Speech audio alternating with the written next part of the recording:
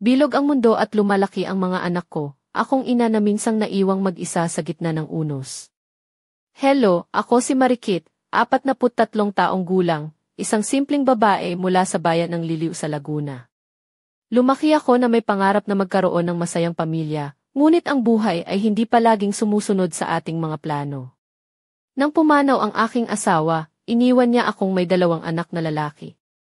Ngayon, nais kong ikwento ang isang yugto ng aking buhay na nagbago ng lahat, isang kwento ng pag-ibig, pagtataksil, at mga lihim na bumalot sa aming tahanan.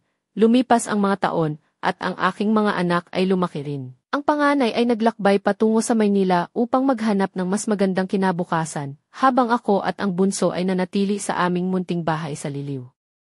Sa simula, madalas pa rin akong kinakausap ng panganay ko para tanungin kung kamusta kami ng bunso, ngunit unti-unting humina ang aming komunikasyon hanggang sa halos hindi na siya bumisita o tumawag. Hindi ko maintindihan kung bakit niya minabuting iwanan kami, lalo na ako, ang kanyang ina, habang pinapalaki ko ang bunso, si Junjun, ay naging mas malapit kami sa isa't isa. Siya ang aking sandigan, ang aking kaibigan. Sa edad na 19, siya ay puno ng pangarap ngunit maihalong takot din sa hinaharap. Minsan, habang kami nag-uusap sa ilalim ng lilim ng punong mangga sa aming bakuran, naisip ko na marahil panahon na rin para pag-isipan ang aking sariling kaligayahan, ang muling pag-ibig. Ngunit paano tatanggapin ito ng anak ko? Paano nito mababago ang aming buhay? Palagi kong iniisip ang tungkol sa pag-aasawa muli. Hindi ako matanda, bagkus ay sariwa pa ang aking mga pangarap at pag-asa. Ngunit hanggat nariyan si Junjun, ang aking bunso, ayaw kong masaktan siya o maramdaman niyang iniwan ko siya. Kaya't isang gabi, nang kami magkasalo sa hapagkainan, tinanong ko siya ng diretso tungkol sa aking balak. Sa aking sorpresa, sinabi niyang, "Nanay, karapatan mo naman na maging masaya.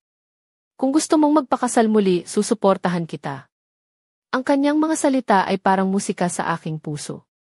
Ngunit sa likod ng kanyang suporta, may mga lihim na unti-unting sumusulpot na hindi ko pa lubos na naunawaan. Ang kwento namin ay nagsisimula dito, isang ina na muling nagmamahal, isang anak na may mga sikreto, at ang mga pangyayaring babalot sa amin ng mga pagsubok na hindi inaasahan.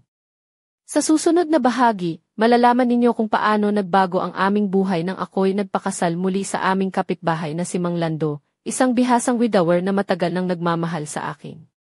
Ngunit ang lahat ay hindi naging madali at ang mga pangyayaring susubok sa aming relasyon ay sisimulan ng sumiklab. Minsan, ang simpleng desisyon ay nagiging simula ng hindi inaasahang bagyo sa buhay. Nangako akong magbabahagi ng bawat detalye, kaya heto na ang susunod na kabanata ng kwento ko. Pagkatapos ng halos 7 buwan ng pag-iisip at pag-aalinlangan, nagpakasal ako kay Mang Lando, ang kapitbahay namin sa Liliw na ilang taon ng ulila. Siya ay isang lalaking matatag at mahinahon, may mga matang puno ng pangunawa at ngiti na nagbibigay ng kapanatagan sa puso ko. Hindi ko kinalimutan ang mga araw na nag-uusap kami sa ilalim ng mga punong niyog sa aming bakuran, habang pinagmamasdan ang paglubog ng araw. Ang kasal namin ay simple lamang, sa simbahan ng bayan, sa harap ng aming mga kaibigan at kapitbahay. Napagkasunduan naming manirahan muna ako sa aming bahay, at siya ay bibisita lamang ng 2 o 3 beses sa isang linggo. Gusto naming bigyan ng panahon si Junjun na masanay sa bagong sitwasyon, ang pagkakaroon ng isang lalaking kasama sa bahay. Sa una, medyo nagdadalawang isip ako, ngunit pinilit kong maging matatag para sa anak ko at para sa sarili ko. Si Junjun ay ipinakita ang kanyang suporta sa simula. Parang wala siyang problema sa ideya na may bago akong kasama sa buhay. Lagi niyang sinasabi, "Nanay, karapatan mo ring maging masaya. Hindi mo kailangang mag-isa." Hindi ko mapigilang mapaluha sa salitang iyon. Napakabuti ng anak ko, at kung minsan, naiisip ko na para siyang mas matanda kaysa sa kanyang edad. Ngunit habang lumilipas ang mga buwan, may mga pagbabago akong napapansin sa kanya. Mga tingin na hindi ko maintindihan, mga salita na may tinatagong galit, at mga sandali na tila ba nagiging malamig ang kanyang mga mata kapag nakikita si Mang Lando. Minsan, habang kami ay nag-aayos ng mga gamit sa sala, napansin kong napatingin si Junjun kay Mang Lando ng maihalong sama ng loob. Hindi ko alam kung ano ang bumabagabag sa kanya, pero nakita ko ang kakaibang tensyon sa pagitan nila. Nagsimula siyang magalit ng walang dahilan, at kahit ako, ay napagtanto kong nagiging mahirap ang aming samahan. Minsan pa nga ay nagtatalo sila sa harap ko, na ang dating mahinahon na si Junjun ay naging iba, isang anak na mailihim at galit na hindi niya mailabas, hindi ko maintindihan kung bakit biglang nagbago ang anak ko. Naisip ko, baka iniisip niya na pinapalitan ko siya, o baka takot siyang mawala ng lugar sa puso ko. Ngunit sa kabila ng lahat, pinilit kong maging bukas ang puso ko, at ipakita sa kanya na ang pagmamahal ko ay hindi kailanman magbabago kahit ano pa man ang mangyari. Sa mga sandaling iyon, sa gitna ng mga pagtatalo at malamig na pagtitig, napagtanto ko na ang pag-ibig ay hindi lang basta damdamin. Ito ay isang laban upang mapanatili ang pagkakaisa ng pamilya sa kabila ng mga unos na dumarating. Sa susunod na bahagi, malalaman ninyo kung paano nag-umpisang magbago ang lahat ng unti-unting pumasok ang dilim sa aming buhay, at ang mga lihim na matagal nang nakatago ay nagsimulang lumabas sa liwanag.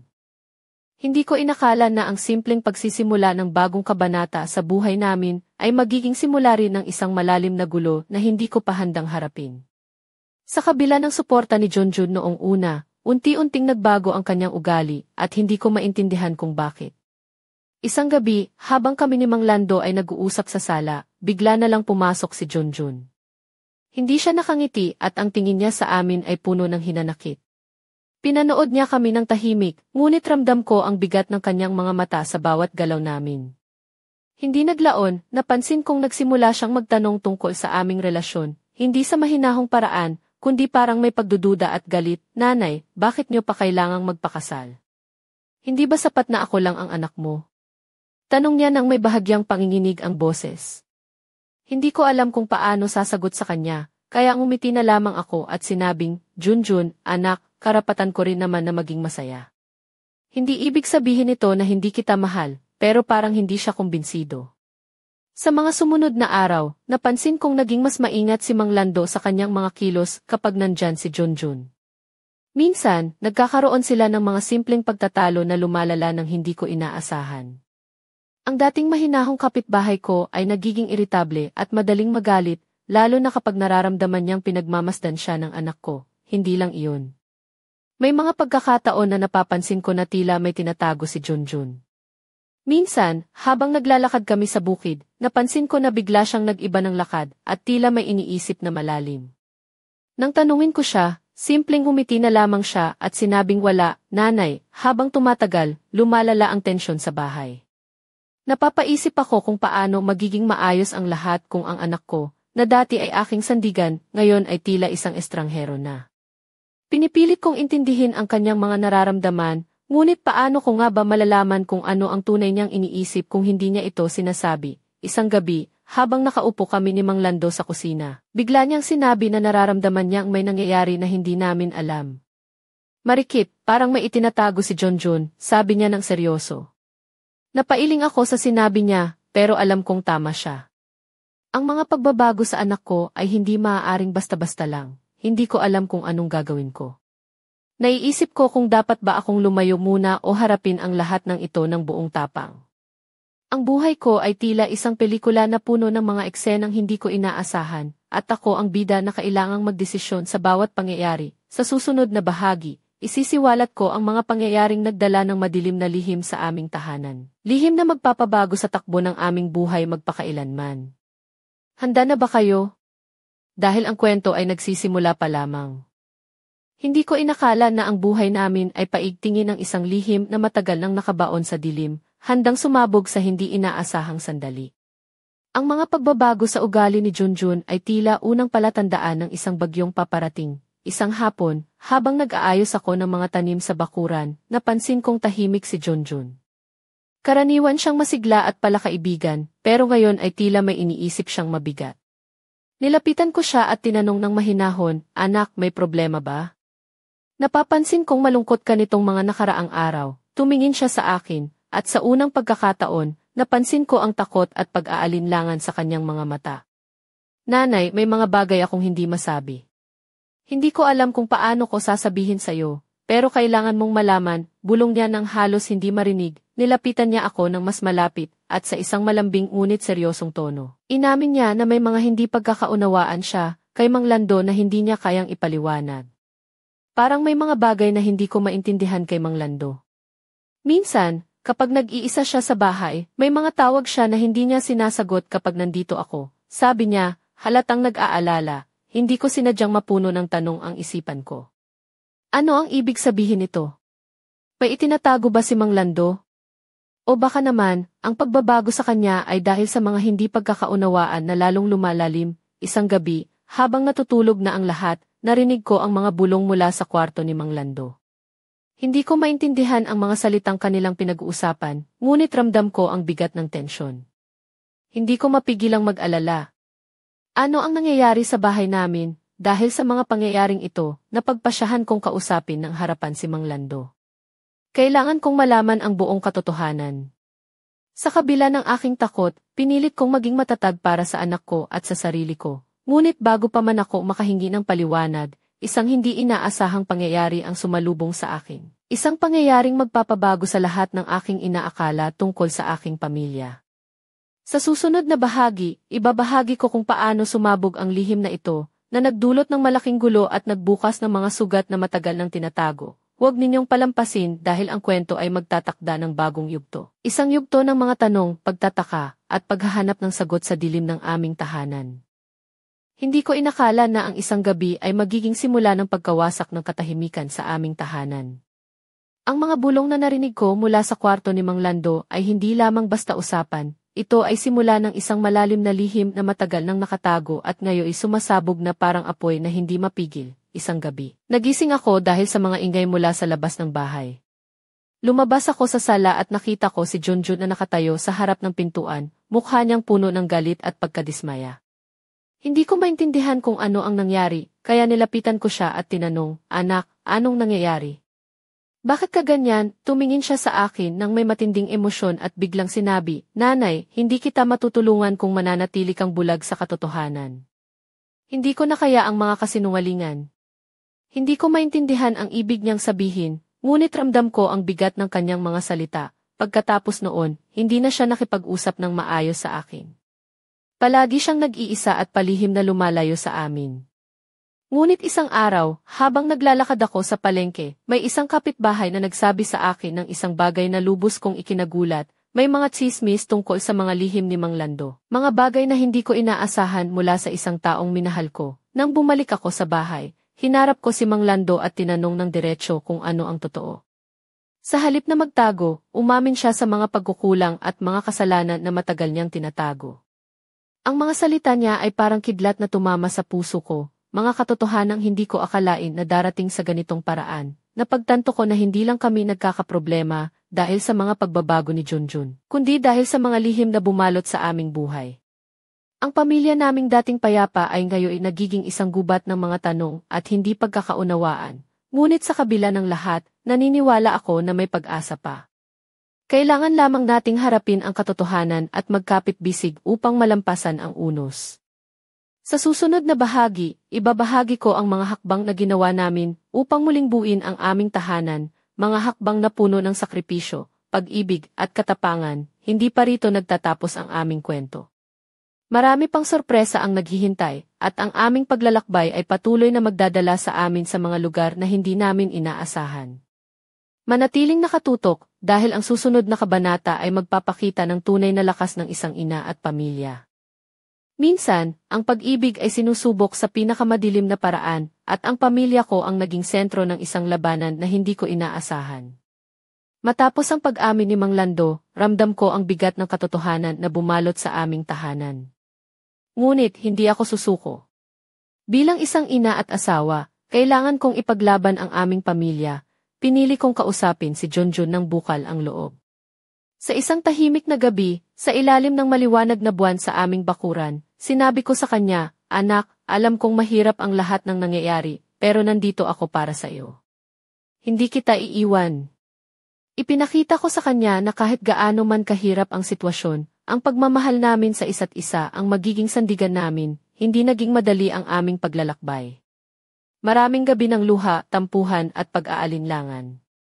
Ngunit unti-unti, napagtanto namin na kailangan naming magpatawaran at mag-usap ng bukas ang puso. Si Mang Lando naman ay sinubukan niyang ayusin ang mga pagkakamali niya, pinilit niyang patunayan na karapat-dapat pa rin siyang pagkatiwalaan. Habang lumalalim ang aming pag-uusap, napansin ko ang pagbabago kay Junjun. Unti-unti niyang binuksan ang kanyang puso at ipinahayag ang mga takot at pangamba na matagal niyang itinago. Natutunan namin na ang pag-ibig ay hindi laging madali, ngunit ito ay nangangailangan ng pagtitiis at pangunawa. Ngunit sa gitna ng mga pagsubok, may mga bagong suliranin na sumulpot. May mga taong hindi sang-ayon sa aming muling pagkakabuo, at may mga lihim na hindi pa rin lubos na nalulutas. Sa bawat hakbang na ginagawa namin tungo sa pagkakasundo, may mga aninong sumusubok sirain ang aming pagkakaisa. Sa susunod na bahagi, ibabahagi ko ang mga bagong hamon na dumating. Mga pagsubok na magpapalalim pa sa aming relasyon at magpapakita kung gaano katatag ang aming pamilya. Hindi pa rito nagtatapos ang kwento, at ang bawat araw ay puno ng mga lihim na kailangang tuklasin. Paano nga ba namin haharapin ang mga bagong pagsubok? Ano ang mga sikreto na magpapabago sa aming buhay? Samahan ninyo ako sa susunod na yugto ng aming kwento, kung saan ang pag-ibig, pagtataksil, at katotohanan ay magsasama sa isang matinding laban. Hindi ko akalaing pagkatapos namin pag-usapan at subukan ayusin ang mga gulo sa aming tahanan, may mga bagong unos pa pala na darating, mas malalalim, mas mabibigat. Habang unti-unti naming binubuo ang aming pamilya, may mga matang palihim na nakamasid, nag-udyok ng inggit at galit na hindi namin inaasahan. Isang hapon, habang nagluluto ako ng adobo sa maliit naming kusina, may tumawag na kapitbahay. May dala siyang balita na agad kong kinilabutan, may mga kumakalat na usap-usapan sa bayan tungkol sa akin at kay Mang Lando. Sinasabing hindi raw kami karapat-dapat sa pagmamahalan dahil sa mga nakaraan, at may mga sinasabing lihim na hindi pa nabubunyag, hindi ko maipaliwanag ang sakit at pagkabigo na naramdaman ko. Paano nila kami hahatulan nang hindi nila alam ang buong kwento? Paano magiging payapa ang aming buhay kung ang mga tao sa paligid namin ay puno ng panghusga? Habang naglalakad pa uwi, napansin ko ang malamig na tingin ng mga kapitbahay na dati ay palakaibigan. Ang mga ngiti ay napalitan ng mga bulong at pag-iwas. Ramdam ko na unti-unting nawawala ang tiwala na dati naming tinamasa. Si Junjun naman, na dati kong sandigan, ay unti-unting naging mailap at tahimik.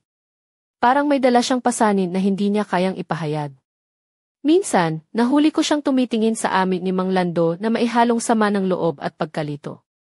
Hindi ko maintindihan kung saan nagmumula ang mga damdaming iyon. Sa kabila ng lahat, pinilit kong maging matatag para sa aming pamilya. Ngunit ang mga pahayag na iyon ay unti-unting nakakaapekto sa aming samahan. Ang mga salita ng iba ay nagiging sugat na parang hindi madaling maghilom. Hindi ko alam kung hanggang kailan namin kaya ang ganitong laban, laban sa mga tao, laban sa mga lihim, at laban sa mga sariling puso. Sa susunod na bahagi, malalaman ninyo ang isang pangyayaring magpapabago sa lahat, isang pangyayaring magdadala ng matinding pagsubok sa aming pamilya at magbubukas ng mga pinto ng katotohanan na matagal na naming iniiwasan. Handa na ba kayo? Dahil ang kwento ay patuloy na umiikot sa mga lihim, pag-ibig, at pagtataksil na kailangang harapin ng isang ina para sa kanyang mga anak. Huwag palalampasin ang susunod na kabanata. Hindi ko inakala na ang mga bulong at tingin ng mga kapitbahay ay magiging simula ng isang trahedya na tatak sa puso namin ni Junjun at ni Mang Lando. Habang lumalalim ang paglalakbay namin sa bagong buhay, unti-unting humina ang samahan namin, parang unti-unting naglalaho ang liwanag sa aming tahanan. Isang gabi, habang nag-iisa ako sa sala, biglang pumasok si Junjun nang walang paalam.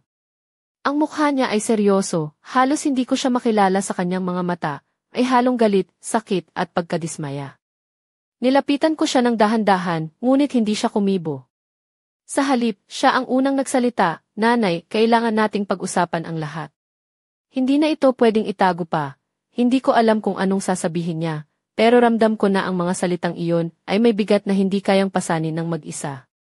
Unti-unti niyang ibinunyag ang mga lihim na matagal niyang tinatago, mga bagay tungkol kay Mang Lando na hindi ko inaasahan, at mga pangyayaring nagdulot ng sugat sa aming pamilya. Napaluha ako habang pinakinggan ang lahat. Ang mga katotohanan ay parang kidlat na pumatak sa gitna ng dilim, nagdulot ng matinding pagkalito at sakit. Hindi ko maintindihan kung paano nangyari iyon at bakit ako ang huling nakakaalam, pero sa kabila ng lahat, pinilit kong manatiling matatag. Alam kong bilang isang ina, responsibilidad ko ang pag-aalaga at pagprotekta sa aming pamilya, kahit na mahirap ang katotohanan. Sinabi ko kay Junjun, "Anak, mahal kita. At kahit ano pa man ang nangyari, nandito ako para sa'yo." Ngunit ang sugat na dulot ng mga lihim ay hindi madaling paghilumin. Sa mga sumunod na araw, ang aming tahanan ay naging lugar ng mga pagtatalo, tampuhan, at hindi pagkakaintindihan. Ang bawat araw ay puno ng tensyon, at ako ay nalulunod sa mga tanong kung paano namin malalampasan ang unos na ito. Sa susunod na bahagi, bubuksan ko ang mga pinto ng isang bagong kabanata, isang kabanata kung saan ang mga lihim ay haharapin, at ang tunay na pagsubok ng aming pamilya ay sisimulan. Maghanda kayo, dahil ang kwento ay patuloy na maglalantad ng mga katotohanan na magpapabago sa aming buhay magpakailanman. Minsan, sa kabila ng lahat ng unos at bagyong dumaan sa aming pamilya, may mga sandaling tila ba nawawala ang hangin sa dibdib ko. Isang gabi, habang nakaupo ako sa tabi ng bintana namin sa liliw, pinagmamasdan ko ang mga bituin na kumikislap sa madilim na langit. Kasabay ng malamig na simoy ng hangin ay ang bigat ng mga pangyayari sa bahay. Hindi ko maiwasang balikan ang mga araw, bago pa man nagsimula ang lahat, ang mga ngiti ni Junjun, ang mga yakap ni Mang Lando, at ang mga pangakong binitiwan namin sa isa't isa. Ngunit ngayon, ang lahat ng iyon ay tila mga alaala na unti-unting nawawala sa kabila ng sakit at pagtitiis. Habang nagmumuni-muni ako, naisip ko kung paano ko haharapin ang mga susunod na hakbang. Paano ko mapapanumbalik ang tiwala nila Junjun? Paano ko mapapalakas ang aming samahan? At higit sa lahat, paano ko mapapanatili ang pagmamahal sa gitna ng mga pagsubok? Bigla, kumatok ang pinto ng kwarto ko. Si Junjun ang pumasok, may dalang isang sobre na tila mabigat ang laman. Nanay, may natuklasan ako, sabi niya nang maihalong kaba at determinasyon. Ito siguro ang sagot sa lahat ng tanong natin, dahan-dahan niyang iniabot ang sobre sa akin. Nang buksan ko ito, nakita ko ang mga dokumento at mga litrato na may mga pahiwatig tungkol sa mga lihim na matagal na naming tinatago. Hindi ko maintindihan kaagad ang lahat, pero ramdam ko na ito ang magiging simula ng isang bagong yugto ng paghahanap ng katotohanan, paglilinis ng mga sugat, at pagharap sa mga hindi inaasahang pangyayari sa susunod na bahagi. Sasamahan ninyo kami sa paglalakbay na ito, isang paglalakbay na puno ng mga sagot, sorpresa, at mga hamon na magpapatatag sa aming pamilya o magbabagsak sa amin ang tuluyan. Huwag ninyong palalampasin ang susunod na kabanata, dahil dito magsisimula ang tunay na laban ng puso at katotohanan. Ang aming kwento ay hindi pa tapos, at ang mga lihim na ito ang susi upang mabuksan ang mga pinto ng aming kinabukasan. Nang hawakan ko ang sobre na inabot ni Junjun, ramdam ko ang bigat ng mga dokumentong nakapaloob dito. Ang mga litrato at papel ay tila mga piraso ng puzzle na matagal naming hinahanap, ngunit hindi namin alam kung saan ilalagay. Sa bawat tingin ko sa mga ito, lalong lumalalim ang aking pagkalito at kaba. Habang binubuklat ko ang mga dokumento, napansin kong may mga larawan na nagpapakita kay Mang Lando kasama ang isang babaeng hindi ko kilala. Sa ilan pa, may mga liham na tila palihim na pinagsusulatan. Hindi ko maintindihan ang ibig sabihin ng mga ito, pero ramdam ko na may mga bagay na matagal nang itinatago. Nilapitan ko si Junjun at tinanong, "Anak, saan mo nakuha ang mga ito? Ano ba ang ibig sabihin nito?" Tumango siya ng may halong lungkot. "Nanay, natuklasan ko lang ito ng aksidente. Hindi ko alam kung anong gagawin ko, pero kailangan nating malaman ang katotohanan." Habang pinag-uusapan namin ang mga ito, naramdaman ko ang isang malakas na pangangailangan na ilantad ang lahat, kahit na masakit ang mga susunod na hakbang. Kailangan naming harapin ang mga lihim, hindi lang para sa amin, kundi para sa kinabukasan ng aming pamilya. Ngunit bago pa man namin simulang tuklasin ang mga misteryo sa likod ng mga dokumentong ito, may narinig kaming malakas na katok sa pintuan. Nang buksan namin, isang matandang kapitbahay ang nakatayo, may dalang isang supot na tila naglalaman ng mga bagay na mahalaga sa aming buhay. "Marikit, Junjun," sabi niya nang may pag-aalala sa tinig, "may mga bagay kayong kailangang malaman. Hindi lahat ng katotohanan ay madali, pero ito ang susi para makalaya kayo." Habang tinatanggap namin ang supot, ramdam ko na ang aming buhay ay papasok sa isang bagong yugto na puno ng mga lihim, pagsubok, at mga pagkakataon upang maghilom at magbagong buhay. Sa susunod na bahagi, bibuksan namin ang mga laman ng supot at haharapin ang mga katotohanang matagal na naming itinago. Samahan ninyo kami sa paglalakbay na ito, dahil dito magsisimula ang tunay na paglilinis ng aming pamilya at puso. Huwag ninyong palalampasin ang susunod na kabanata. Ang kwento ay patuloy na magbibigay ng mga pagsubok, pag-ibig, at mga lihim na kailangang tuklasin.